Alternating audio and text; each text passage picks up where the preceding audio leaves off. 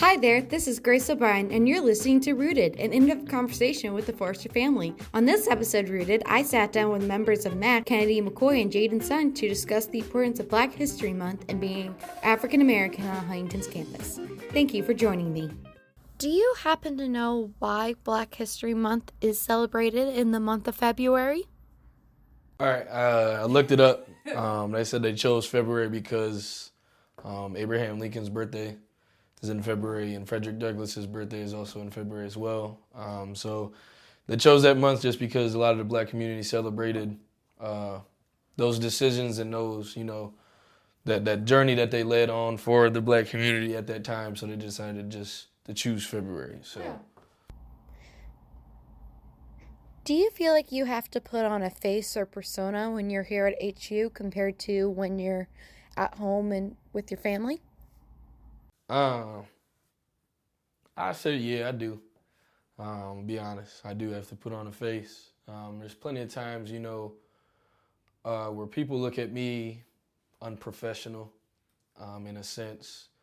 Unprofessional or just like, hey, you're not serious none of the times, and they won't look at me as like, not like a person, but not like somebody who's worthy of being at Huntington. So some of the times that I have to, put on a face to make it look like I'm this or that, but in reality, like, I am professional, I am serious, I am these things, but I know, like, you haven't encountered me yet. You only judge, what you see on the outside. You never got to get to know me. So it's almost like, in some sense, I do have to put on a face, because I definitely do act different around my friends and family. It's definitely exhausting at times, but as time goes on, we get to learn that, like, at the end of the day, some of the people who laid out the journey for us and laid out, the woodwork for us were never put on a face. It was almost like they want to be themselves, and, that gives me ease every single day knowing that, it doesn't matter what people think at the end of the day. The only people that matter, the people that love you, the people that love you and the people that are going to support and care about you at the end of the day. It doesn't matter what, what other people have to say about you. And if somebody has something to say about me, like I said, I'm going to do what, Jesus taught me, and that's love them at the end of the day. But yeah, it's for sure exhausting. But like I said, you kind of get used to it at the end of the day. So Kennedy can go more in on that. I think that there's an expectation that I, like he was saying, that I put on a face so that I am perceived a certain way to people here at Huntington. But I don't, and I think that because of that I get a lot of backlash. Like he was saying, a lot of people don't take me seriously, or they jump from one extreme to another. So a lot of people here don't think that I like white people, but that's not true at all. I come from a very diverse household, so it's impossible for me to not like white people. Your mom's white, right? My grandma's white, and my mom's half white, so technically I'm a little white too. So, and like my stepbrothers are white. So like that's not true at all. But I think that like because I don't sit around and I guess kind of hold myself to the I don't know how to explain it, but I'm very unapologetic when it comes to how I want to appear. I appear how I feel, and I'm not going to change what I'm thinking or how I want to be perceived, the way I dress, for anyone. It's just how I was raised. And so coming here and dressing the way I do and speaking out without caring about if somebody disagrees with me or not has kind of gotten me the reputation as being the angry Black militant girl on campus, so to speak. So I've had like a lot of people who won't come to me but will talk to Daryl or my other friends and will say that like Kennedi's not receptive of white people, Kennedi doesn't talk to white people, she only hangs out with Black people. And that in itself is a privileged thought, that you get to sit around and notice who I talk to. But it's not true.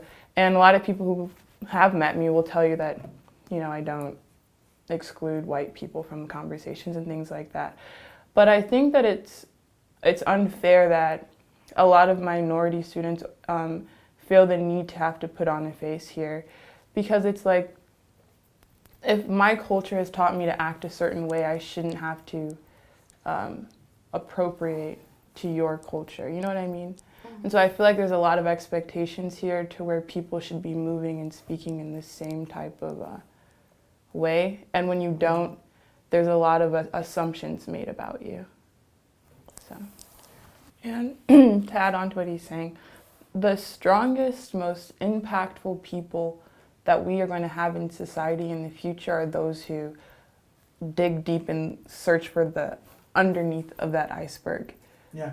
And those who just walk around looking at the top of the iceberg of people, meaning just judging from what they see, those aren't going to be the people that make an impact. Because once you start to get to know that person and learning about their political, religious, and their family life and where they are in life, that's when you can learn how to come together and connect with people and communicate the right way. But when you don't get to know somebody, you're not taking the time to understand. And if we don't have understanding, we're never going to come Amen. together at all. So, And that's what MAC is. Like, the whole point of every single one of our events is to, celebrate different cultures, but the biggest thing is we want people to come together. We want people to see that just because somebody looks different, talks different, sounds different, or believes something different, we can still come together and have a good time. We can still come together and find our own common ground and still connect with people. Yeah, and really add on to that, I just feel like if we don't do these events, we do Huntington a big disservice only because, there's a lot of people who go in the field such as, psychology or counseling or social work and, experience urban areas and experience people outside of, their comfort zone, and they have no clue how to act. They have no clue, what to do. But when we hold these events, we give them a sense of, to break those stereotypes and break those stigmas that they have about people outside of their race and outside of, their culture. And like I said, if you don't get that experience, you just conform to that when you actually get a job. And like I said, I've known a bunch of people who've actually went to universities like these that actually did them a disjustice, and they, go out into these fields. And I remember one of my mentors went out to Chicago, and he went to,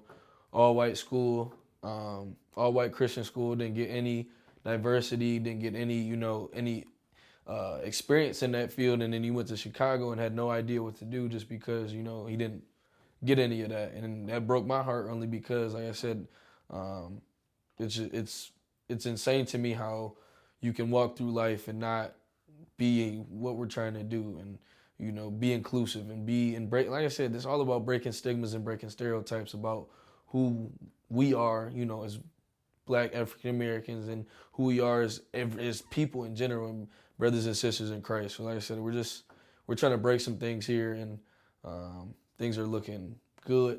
Do you guys happen to have any closing remarks or anything else you might want to add? Our events, come to our events, and honestly, come to the house as well. yeah. We always say, like, and the funny thing is, I always talk to people and they say like, oh, like, I thought that was only for the multicultural students. Like, no, like, not at all. Like, we want y'all to come so bad. Like, it doesn't matter. Like, we're in there doing homework, listening to music.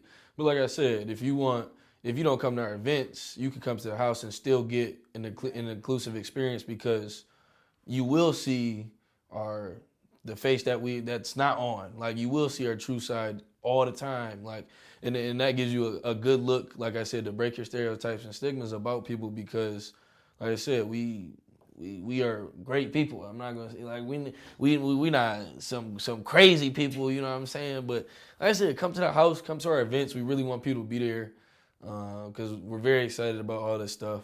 And we, like I said, we really want people to be there. So, and I think one of the blessings about this house is it makes us feel home almost. Like it's very like homey. It's not like a conference room in the library. Like there's a couch. Like there's plenty of times where we would just come and just take a deep breath and just like get away from school for a little bit, and just come here and just have a good time. Watching YouTube, watching Netflix. Like we're just in here having a good time, just because I know how hard school can take a toll on people, and I know people's mental health suffer and people feel like they don't have a safe space. But honestly, like, this is definitely a safe space for everybody. So like I said, come to the house. Dude, please, we're begging you. Like, at this point. I'd say one thing is to let go of any preconceived thoughts that you have, any judgment that what you believe MAC is and what you believe our events are going to be like, what you believe the MAC members are. Let it all go and just come up to us, come into our events, come to the house with an open mind, and it won't be so hard to come here. It'll be a very nice, pleasant experience, and you'll learn so much. Will Smith said it best. I mean, some of the greatest things are on the other side of fear. So you got to be uncomfortable. You got to be comfortable with being uncomfortable. So like I said, you'll get a really good look on who we are. Like I said, we're great people. We're open-minded. Like I said, we don't ever discriminate against anybody. Nobody. And the crazy thing is, somebody could say some crazy stuff about us, and we'll be like, all right, well, just come to the house. We'll talk, have a conversation. Like, we never gonna hate nobody. We're never gonna do any of that because, like I said, life is too short, one, and that's not, the path that was laid out in front of us. Like, we were taught to teach and love everybody at the end of the day, so. Thank you, members of MAC, for joining me on this episode of Rooted, and thank you for listening. Make sure you subscribe to Rooted on iTunes, Google Play, and Spotify. And remember, you can listen to Forrester Radio over the air in Huntington on 105.5 WQHU on our website, forresterdigital.net.